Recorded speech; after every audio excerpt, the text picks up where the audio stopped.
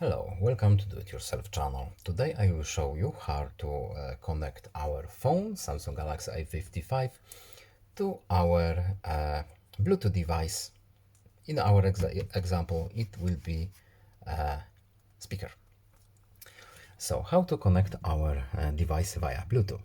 First of all, we need to go to our menu, and here we have our Bluetooth. When we turn it on, we have a list of devices that we can connect to. Of course, first of all, we need to turn on our pairing function on our